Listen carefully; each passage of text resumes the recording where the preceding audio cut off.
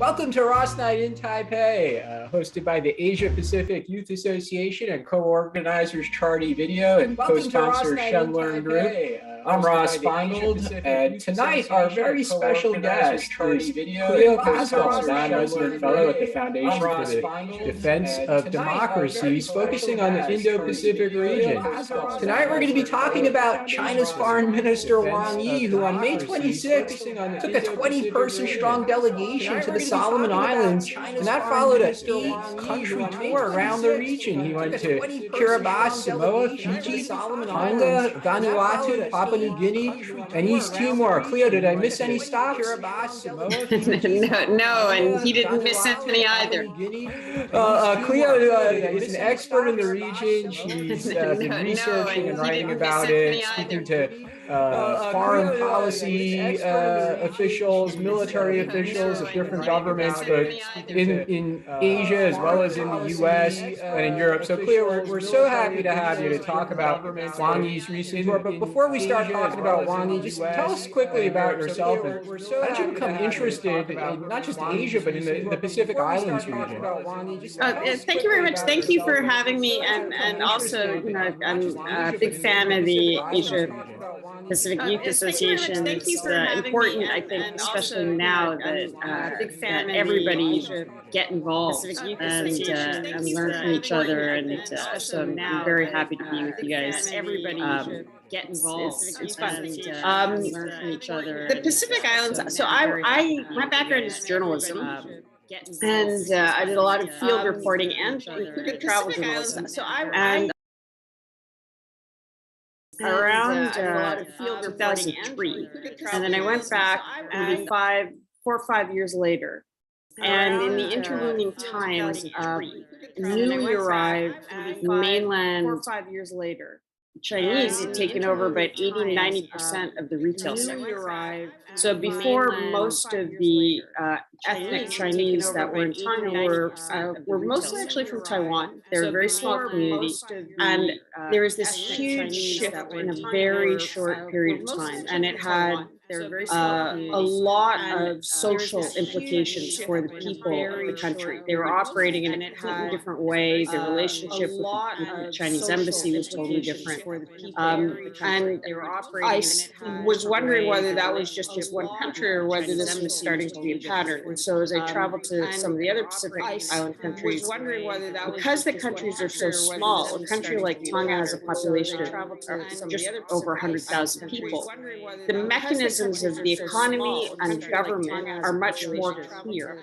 You can see if the country comes in force like China did, you can see what parts of the government it's trying to coerce or bribe or gain influence with, what parts of the economy it's trying to take over, what pieces of infrastructure it considers important, and then from there you can see if that scales up or whether it's just an aberration for that one country. And what became more and more clear was there was a pattern, and the pattern was very detrimental in many cases for the societies, the economies, and political structures. And the pattern was very detrimental. Just to be clear, or a bit of a history lesson. Well, a million years ago when I was growing up, we often called this region South Pacific or Oceania, but nowadays, is Pacific Island countries the preferred term? Is that what the countries in the region prefer, or is it because we're including more countries than we thought of in the past as part of this region? What's the proper terminology? So that is a very, very good question, because it has, if you're from the region, the terms have a lot of different weight. South Pacific was the one that was used a lot, but South Pacific is the southern part of the Pacific. So if you are from one of these Pacific Island countries, that's kind of the most accurate term, and it gets reduced to the acronym PICS, if you're talking about more of them. Then you're talking about the countries that are in between Hawaii, Japan, and and countries that are, let's say, New Zealand. So it's a big grouping. And under the kind of colonial construct, they got divided into three regions.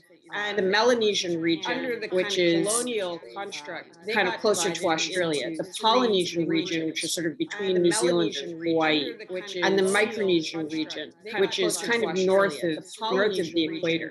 The names are, if you know any kind of classical etymology, you know the names are just they just make no sense. Micronesia means small islands. Polynesia means multiple islands. Melanesian is the islands of Black people. Like these are not great names. These are French colonial regional names.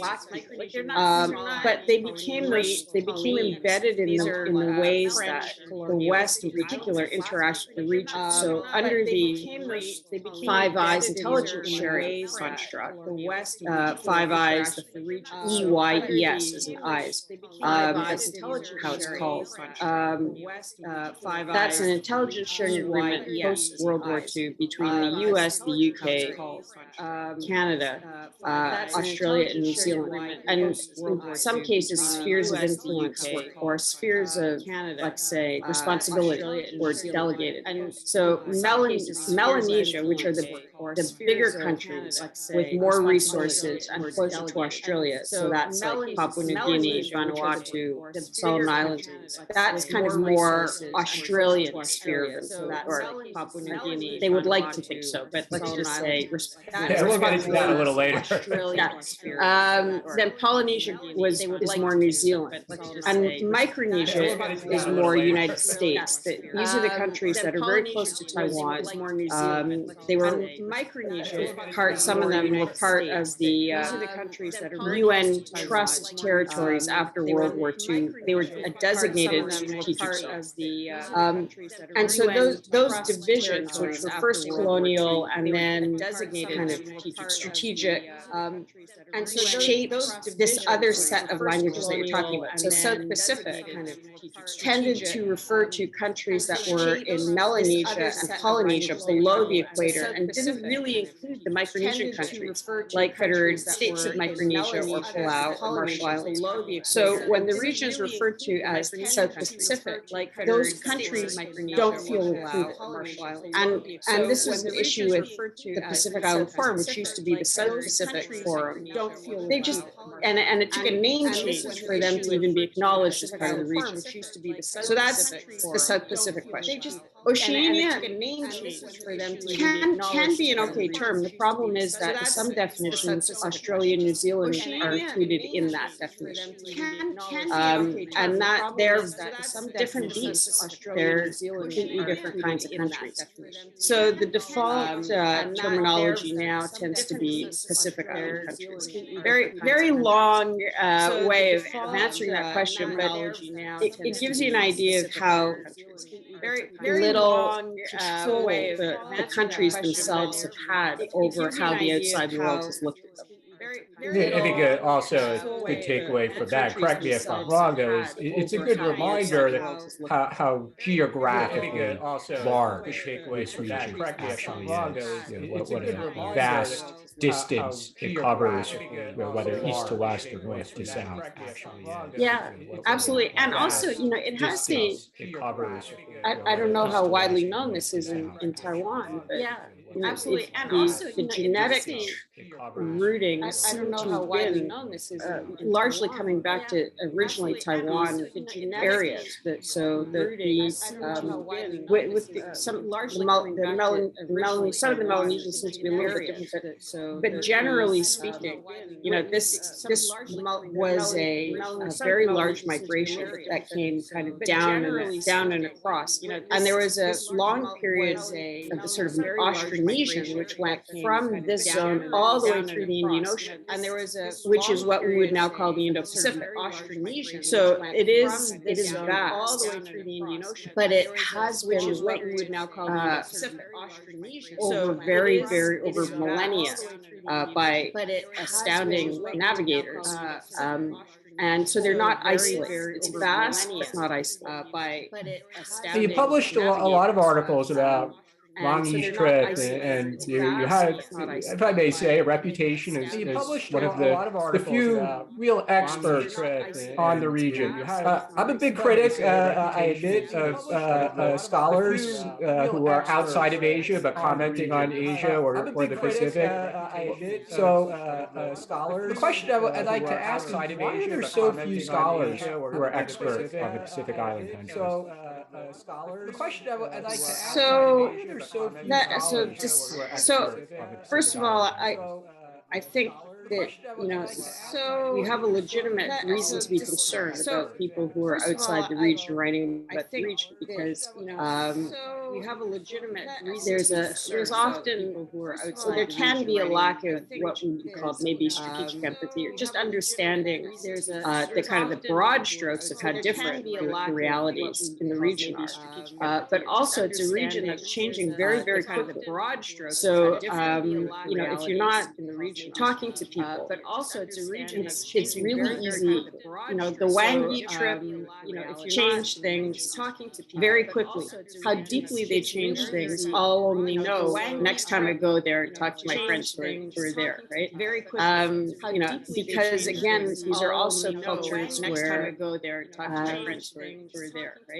if you grow up in a Pacific Island, these are also cultures where and you walk down the street. If you grow up in most cases, at any time, you can run into anybody you've dated, anybody you've worked with, anybody you borrowed money from, anybody who's a relative who lives nearby. They're very tight societies. You might live on this one island for the vast majority of your life, seeing the same few hundred people over and over and over. That creates a way of communicating, which is very different. You want to leave yourself out. You don't want to make declaratory statements that could cause you problems later on. And you want to test and see how the other person thinks or feels about something before moving forward with the decision. Usually. So you can't just call up and say, hey, what'd you think of the Wang Yi trip? And expect them to put all their cards on the table in the way that somebody who lives in a different kind of society would. They need to trust you and know that you're not calling for your purposes as opposed to being an intermediary for just trying to get across some of their ideas.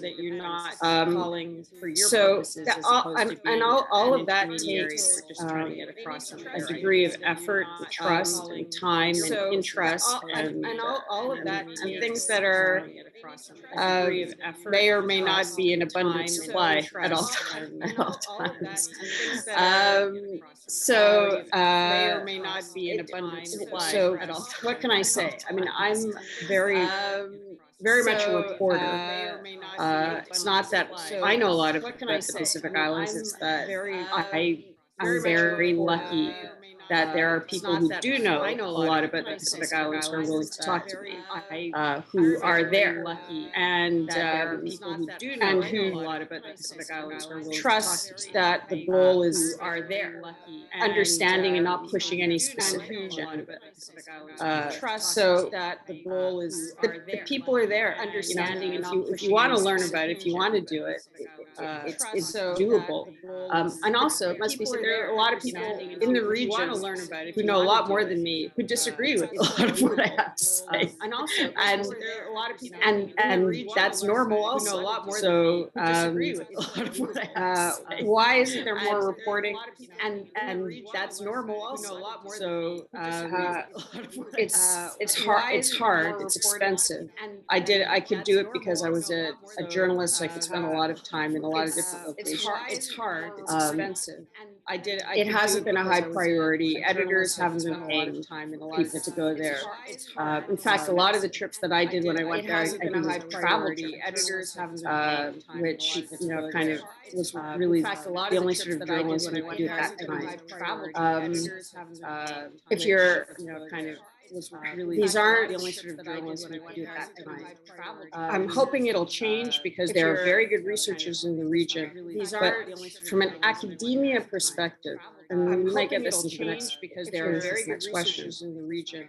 There are from very few and we might get this into the next universities in the West that are studying the region.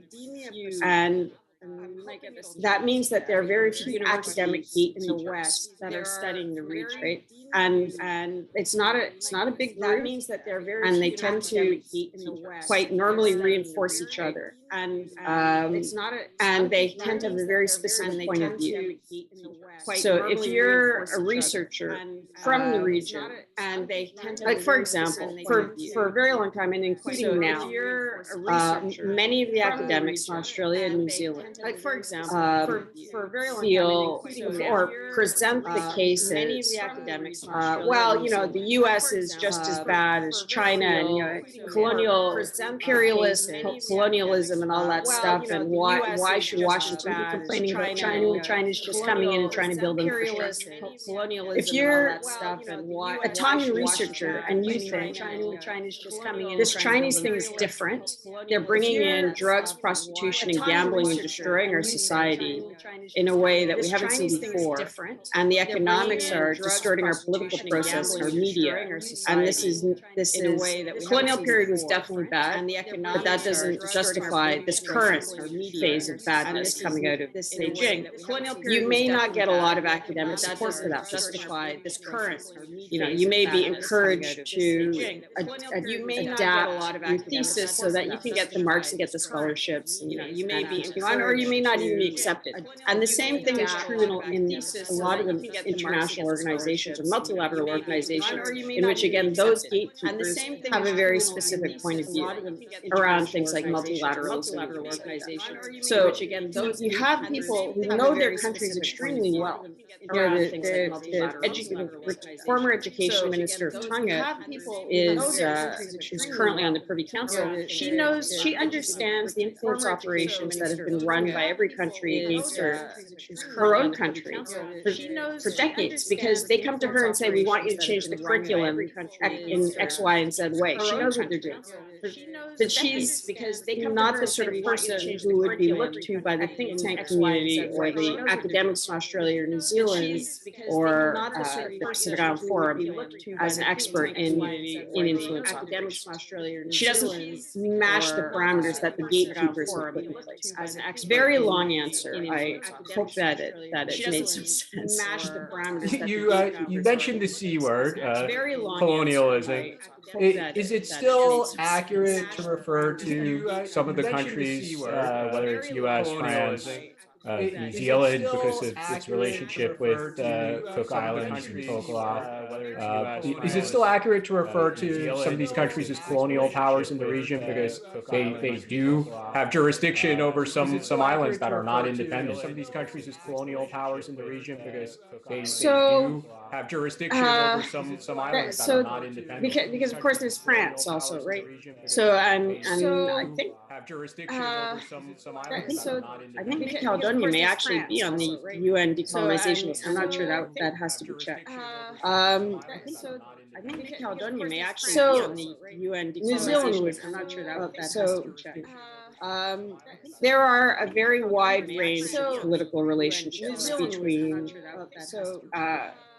nationalities in the region and other powers. So, for example, American Samoa has a very unique relationship. You can be for example, American residency, but you're not a citizen. There are enormous variations in these relationships. As you mentioned, Cook Islands is part of the realm of New Zealand, but they have their own parliament. And as you mentioned, I don't think they would consider themselves a colony. Although there is an enormous amount of they carry New Zealand. I don't think passports. And that's kind of also a difference with the colony is that they carry New Zealand. You are a citizen. If you are a citizen of the country that is the metropolitan power, that changes the dynamic. You know, if you are outright colonies, you couldn't just grab the passport and go to the main country and then live there as you want. You couldn't just sort of. So I think that the main country and then live there as you want.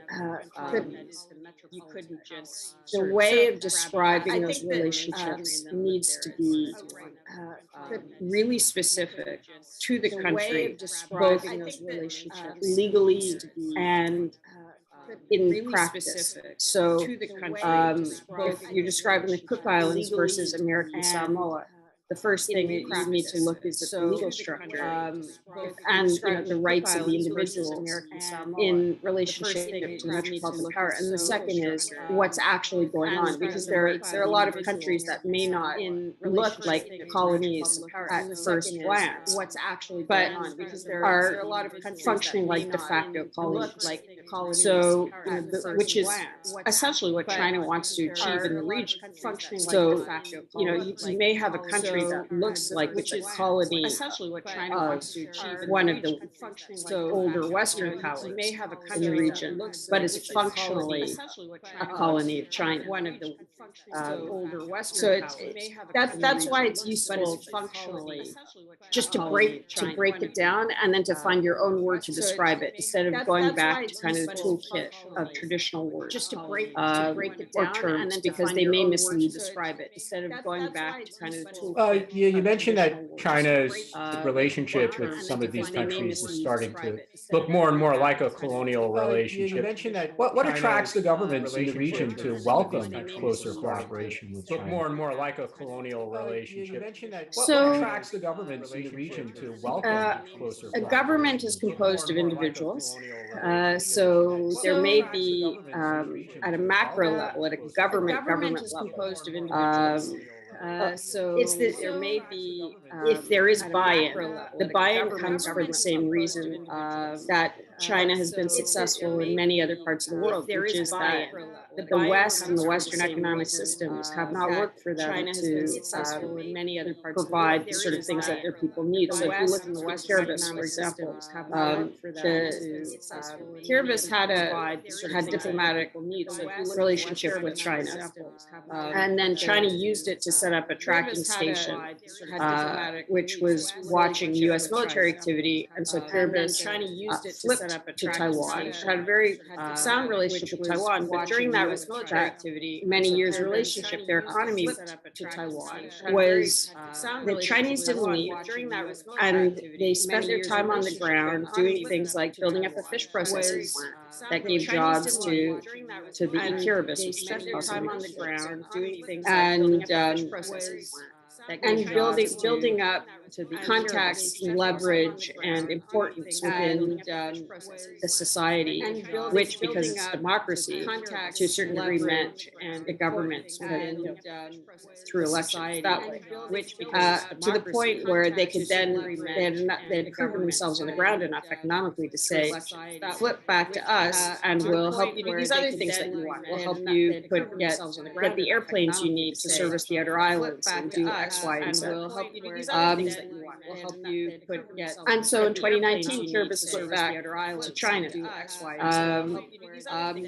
Whether those promises will be followed up on is one thing. Additionally, whether a part of that was an elite capture process whereby individual members of government were bluntly brought up or influenced or coerced or whatever, is another. And what is the long-term plan of that fish processing plant, is that transformation, that economy into something that is more of a colonial outpost for mainland China is the third aspect. That transformation, that economy into something. There has definitely been a failure on the part of traditional allies in the Pacific Islands, as in Africa, as in Latin America, and elsewhere, all over Asia, to help economies grow in a way that provides the sort of stability, security, and prosperity that leaders in a way, and even just moms and dads want for their families and their societies. I think we kind of saw that on display at the Summit of the Americas last week as well. Some of those same concerns from countries in Central and South America about the United States' achievements or presence or lack thereof. Are there any achievements that China had in these countries, in the Pacific Island countries, that we could objectively say like that was okay? I mean, they built a road with no strings or a port. I mean, are there any outcomes where the governments there would say we're pretty happy with what they did last year, 5 years ago, 10 years ago? We don't feel that we were taken advantage of. We're pretty happy with what they did last year, 5 years ago, 10 years ago. We don't feel in many cases, and I would also say that Japan, for example, does great pieces of infrastructure with which really have no strings attached. So that's the thing, is they can say it, they can point to the airport upgrades, or and there are even things like hospital visits, or the airport upgrades. They have a medical ship that goes around the region and provides free medical visits, or those surgeries or ophthalmology, those sorts of things are very appreciated. Absolutely. I would argue there's never no strings attached. Because it's part of China's comprehensive national power outreach. So because unrestricted warfare, we tend to think as just in terms of negatives. You can achieve those goals additionally through positive engagement. The question is, what is the goal? You can achieve those goals, and you can argue also that every country acts in its own interests, and nothing is altruistic. And, you can argue when again, that's why I brought up the Japanese. When the Japanese put in a piece of infrastructure, they're also doing it for strategic reasons. That's all true. But the question is whether the endpoint of Japan's strategic goal is fundamentally different than the endpoint of China's strategic goal in doing these kind of seemingly altruistic engagements. And I would argue that the endpoint for Japan, if Japan builds an airport runway, I would argue that the ultimate goal is actually for the country to become more independent, so that and to build up its economy. If China helps build you for the airport, the ultimate goal is for China to be able to use that airport for its own purposes if it wants down the line. So those same pieces of infrastructure, which you can say those countries are doing it for their own reasons. You will be right, but those one set of reasons is more congruent with the target country, but those becoming more secure, prosperous, and independent in the context of free and open Indo-Pacific, and the other one is in the context of creating a kind of a near-colonial architecture. Heading into the 21st century. And the other one is in the context. What's the role of opposition politicians in the Pacific Island countries in articulating the concerns that you just described when China does propose projects, or what Wang Yi had proposed, this very broad agreement that ultimately wasn't signed? And the provincial opposition in Solomon Islands has gotten a lot of media coverage in recent months. But what about in other countries? Is there opposition to who's ever in government at the moment and willing to do business with China? Is there an opposition that raises the concerns that you just did? Ever in government at the moment and willing to do business with China? You don't even have to be in opposition. One of the most important pieces of coverage, if you want to put it that way, or analysis of Wang Yi's visit was the letter from the president of the Federated States of Micronesia, David Paskal. It's an incredibly important letter. I mean, this is a sitting president from a country that has diplomatic relations with China and is part of the Belt and Road. And he laid out his concerns in a very detailed way and said things like, we know the Chinese research ships are going up and down our undersea cables. Very detailed way. And said things like, he said, we know he was very open and direct about his concerns about increased Chinese engagement and about what it would mean for his people. And I would have liked to see that what it would mean for had a lot more coverage. In fact, just be republished. It's much better analysis than you get out of a lot of think tanks about what China is doing for the region. So there are a lot of people who are very, very concerned. There are some structural reasons, why that message is not a popular message with those same gatekeepers that I talked about who have traditionally been controlling the information flows out of the region. And again, I just like to say, I have been doing a lot on the Pacific. I don't like to be in that position. And again, I just like to I'd like there to be many more people covering the region from all sorts of different perspectives, especially from the region. But we need to break through these gatekeepers so that you can know President Panuelo is doing it. And that's particularly important for people from the region because somebody can come into Washington and say China bad from the region because somebody from their neighboring country comes in and says these are the things that China is doing that makes me concerned for my country. Who do you think has more credibility in the context of the neighborhood? So there are very brave leaders of the neighborhood. President Panuelo knows he's now on a target list. The same is true for President Whips in Palau, who has been very supportive of Taiwan and who invited the U.S. to send in a base.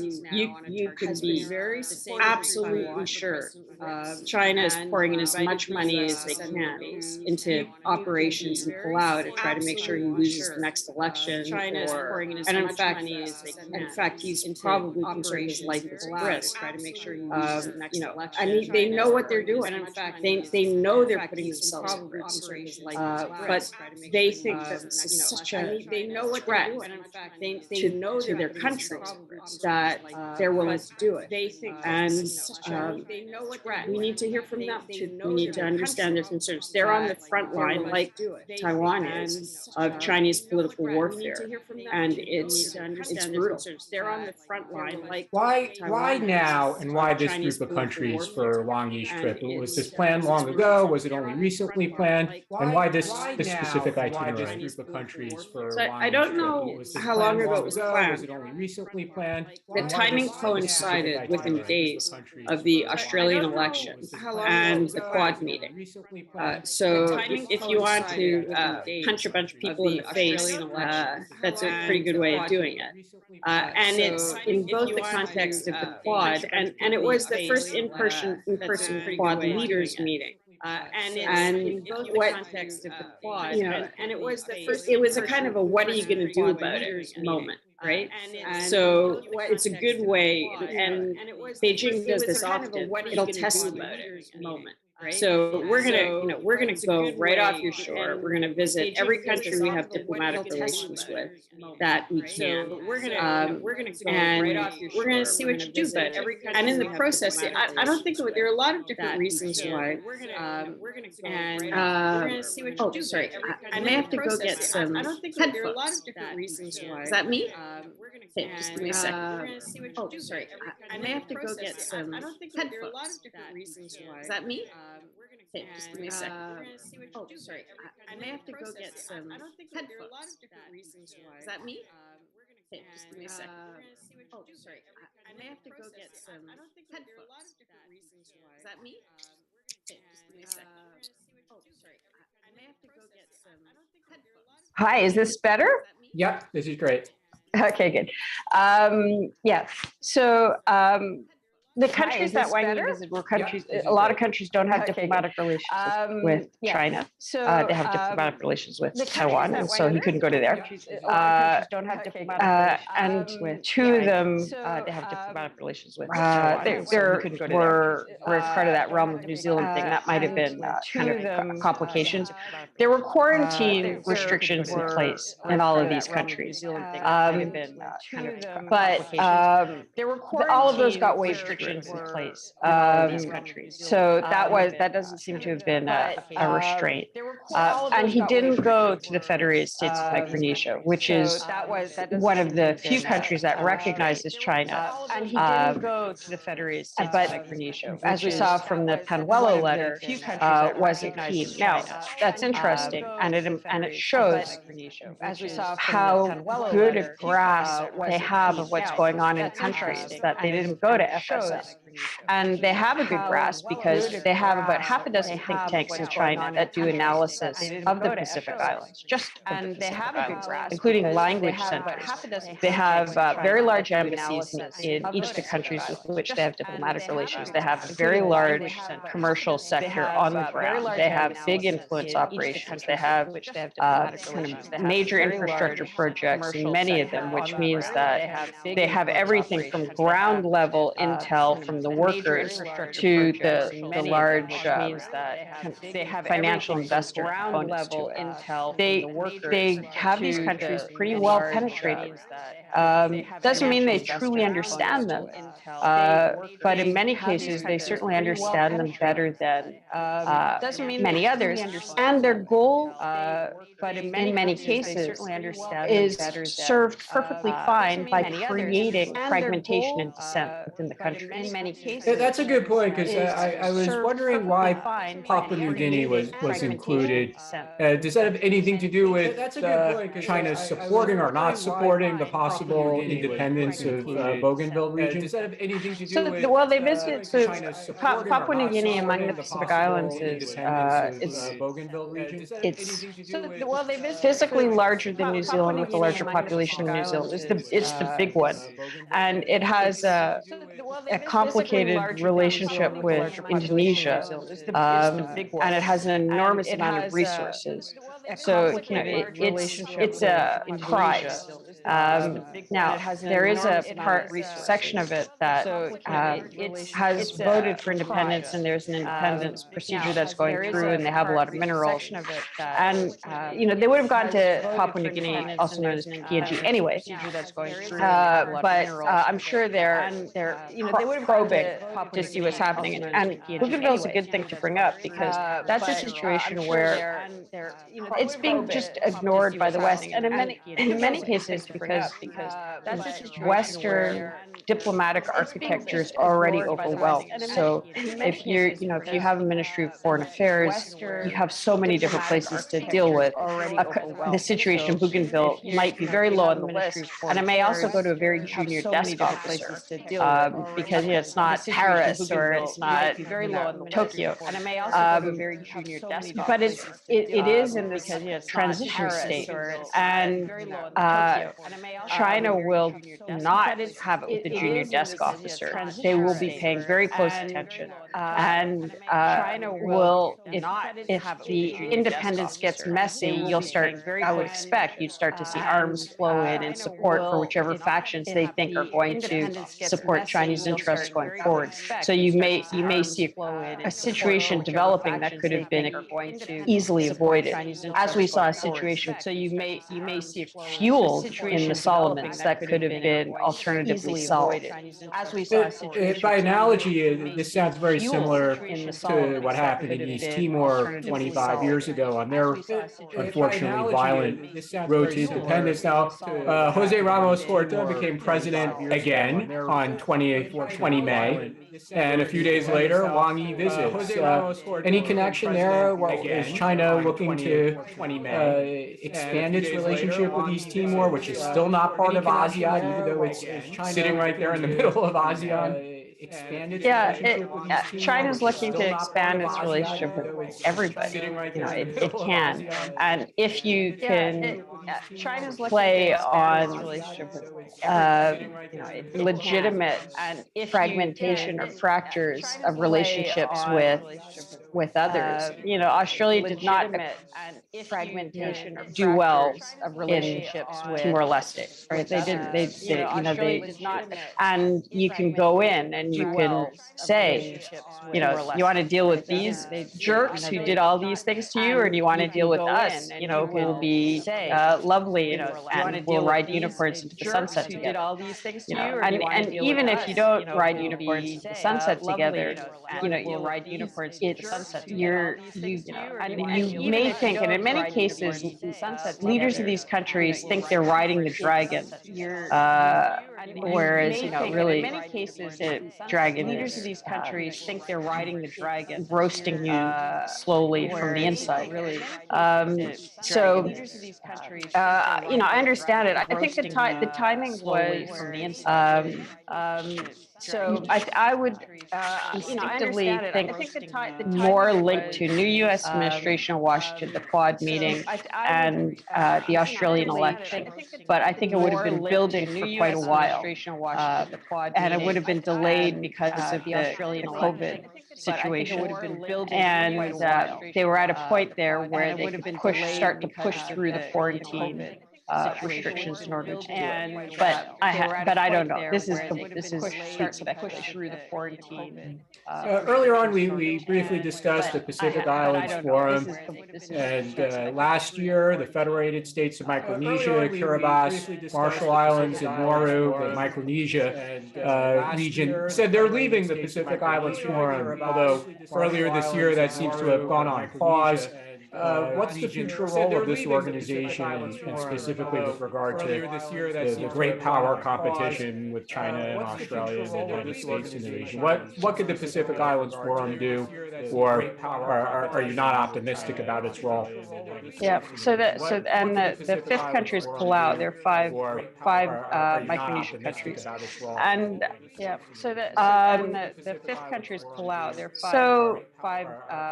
This is an organization which is there's been an organization which is potential agreement that's been put forward for reforms to the Pacific Island Forum that would keep the Micronesian countries in the forum. For reforms, the problem there are a lot of problems with the forum. Fundamentally, there are a lot of problems. It has been directed out of the South Pacific, the Southern Pacific countries. Fundamentally, and it is. You talked about how vast the region is. If you're in the Ministry of Foreign Affairs in the Marshall Islands, you talked about how vast the Ministry of Foreign Affairs in the Marshall Islands might have a total with administrative staff of 15 people. You have to deal with everything, with the climate negotiations, with fisheries agreements, with you have to deal with illegal, with human trafficking, with with American military coming, you might you're incredibly overwhelmed. And then they say you need to come to a Pacific Island Forum meeting, and because of transit and whatnot, it's going to take you 2 days to get there and 2 days to get back, and you're going to sit in a room with because of transit and whatnot, more than a dozen other countries, and you may or may not be listened to because Australia and New Zealand are the ones that are really pushing whatever their agendas are. So they didn't see it as an effective use of their time at all. And it's been like this for 20 years. You can go back to documents from 20 years ago where they're complaining, or they're pointing out, it's not a complaint. They have tried to resolve this exactly the same way 20 years ago where they're complaining. The Wang Yi trip, kind of interestingly, anyway, so sorry, as you were saying, about a year ago, a little over a year ago, the five said, look, you aren't even giving us about a year ago access to being to the leadership position. There was a vote. The difference came down to one vote, which meant that if either Australia or New Zealand or the French territories had voted to support the Micronesian candidate, there would have been a Micronesian Secretary General, but they didn't. So they felt really rejected. It really showed that neither the French states nor Australia or New Zealand wanted to back them. But with the Wang Yi trip, I think the Micronesians got concerned, and David Panuelo, who was very clear about wanting to lead the forum, flew down with two other leaders from Micronesia on an Australian Royal Air Force dedicated trip to attend a Pacific Island Forum meeting to try to agree this compromise restructuring of the Royal Air Force. So they're trying to make it work because they are very worried about China. That's sort of a direct outcome of Wang Yi's trip. To make it work, I'm not sure because the people and the structures haven't changed, and it'll be effective as an organization, and it's a lot like ASEAN. There's a lot of talking that goes on, but it's consensus, which means if you have one country that is co-opted by another power, which could be Australia or New Zealand, it can stymie the whole process. So even if they do stay in the forum, I don't know how effective this will be. And what I hope is that at the same time that they try to make the forum work, they also build up the Micronesian Presidential Summit, which is a regional grouping of those five, and potentially they could include Guam, for example, and some of the other locations in the region, so that they can at least have a forum where they can talk about common security concerns in an effective way without having all of these outside influences potentially derail the conversation in an effective way. You mentioned the Micronesian Countries Forum, which might include Guam. Then there's also the Melanesian Spearhead Group and the Polynesian Leaders Group. So they have the Pacific Islands Forum, but then they have their subgroups. Are the issues of concern so different among the three regions, Melanesia, Polynesia, and Micronesia? So there's a whole encyclopedia length book to be written about the different regional organizations in the Pacific Island countries and why they were set up, and often they were set up to counter each other or to try to create organizations that limited the influence of overtly Australia and New Zealand, or to try to create organizations that limited there are very large differences between each, not just region, but each country. They're very different places between each, not just region, but each. So I mean, it's like they're very different. It's like saying, Africa.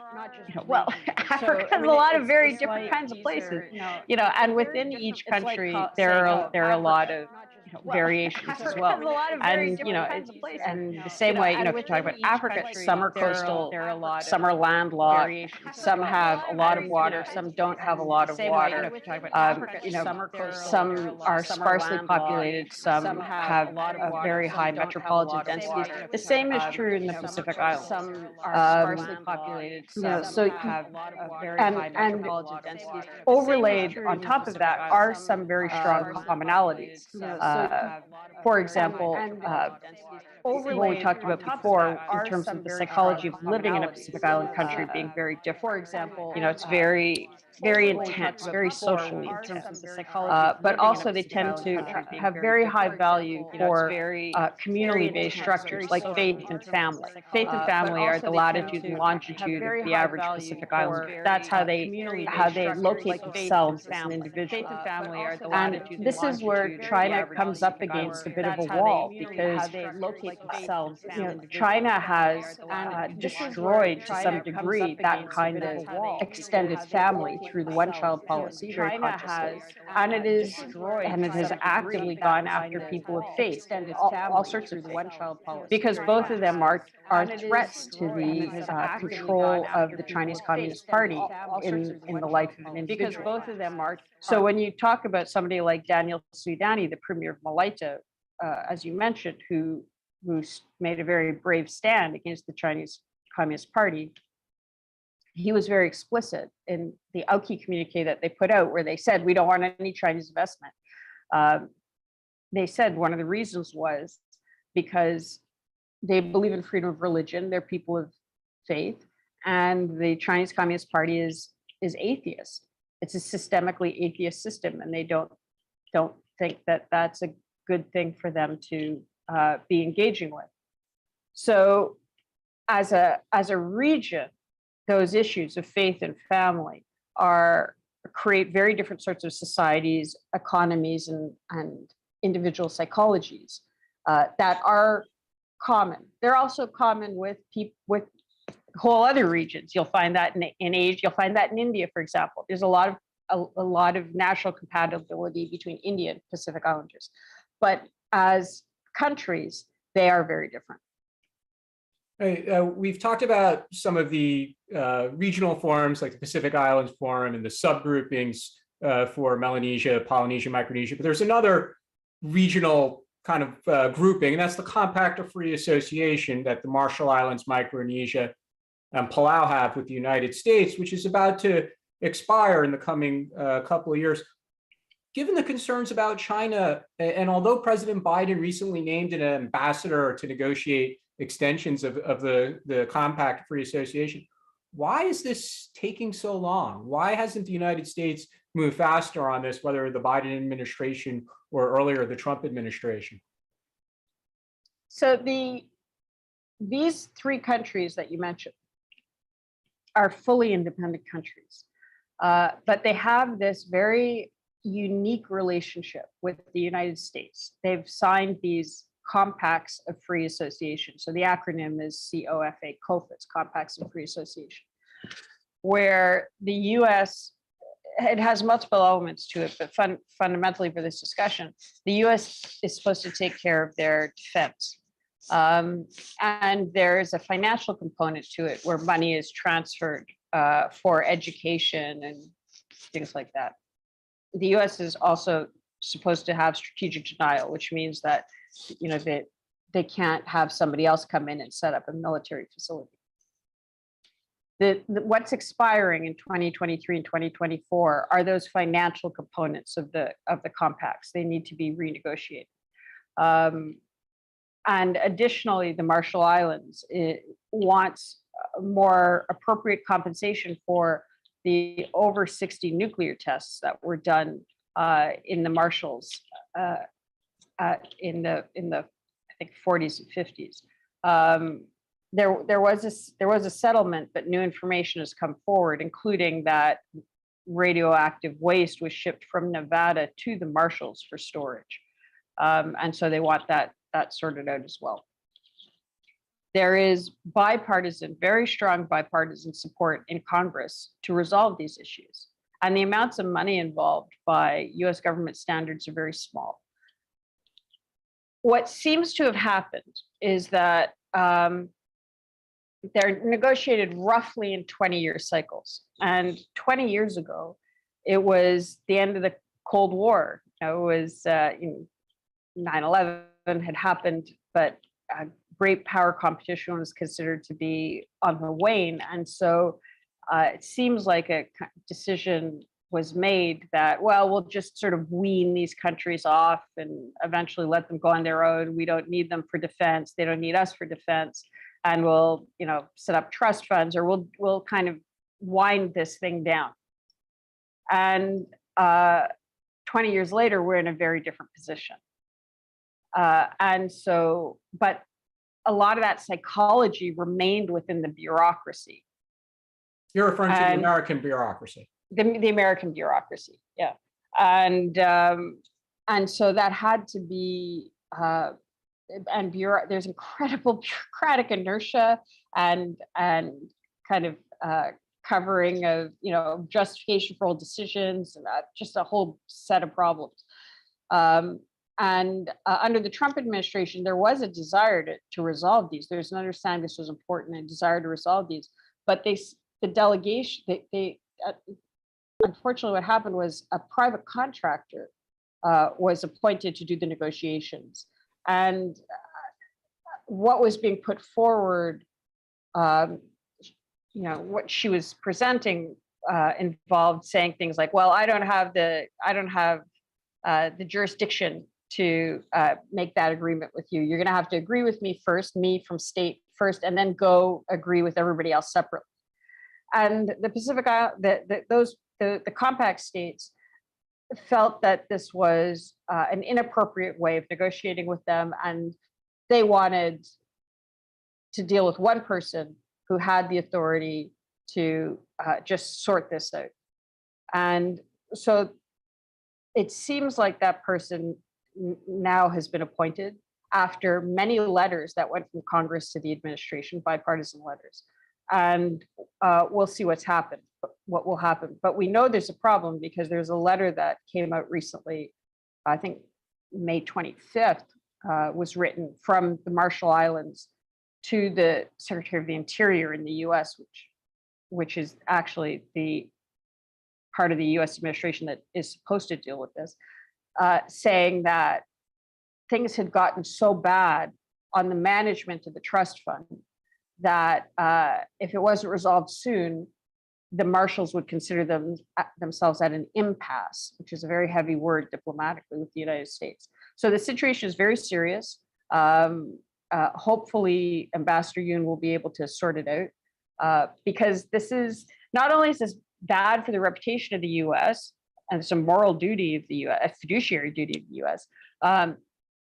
It's bad for the people of the region, but it's great for Beijing. Beijing has a constituency it can go to now in these countries to say, look, the U.S. doesn't care about you. We're not going to walk away. But at the same time, other countries like Japan are saying, let us step in, we'll help. So it's not just binary. The relationship, if the relationship fails or weakens now, it's not binary anymore. You mentioned that the U.S. trying to renegotiate these compacts of free association. China is moving along with what it needs to do or what it wants to do. Australia has a new government. We didn't talk much about some other important players. Very quickly, what's the role of ASEAN countries? What's the role of India? What's the role of Taiwan? So there's a lot of questions, a lot of locations. So I'll take Taiwan and India, and then if you want to jump to any specific other ones, right? So first India. So you'll stick around for the Taiwan answer. India is a very interesting country, especially in the context, for example, of the Quad, because of the Quad countries, it's the one that has the economy that's the most compatible for most of the Pacific Island countries. It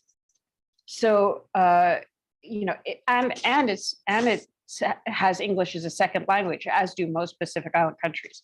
So, if you want to get a medical degree, for example, it would be much more expensive for you and might be much more culturally difficult for you to go do it in Australia or New Zealand than it would be to go do it in India. The problem is there haven't been flights, there hasn't been easy access.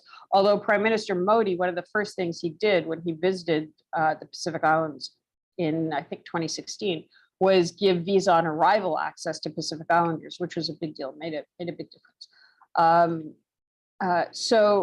India can come into these economies, provide affordable healthcare, affordable education, and even just simple things like in India, they sell, the kiosks will sell a little bar of soap.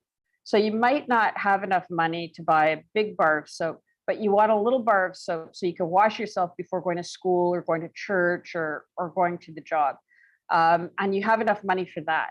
India understands that reality. And so whereas Australia doesn't, or New Zealand doesn't,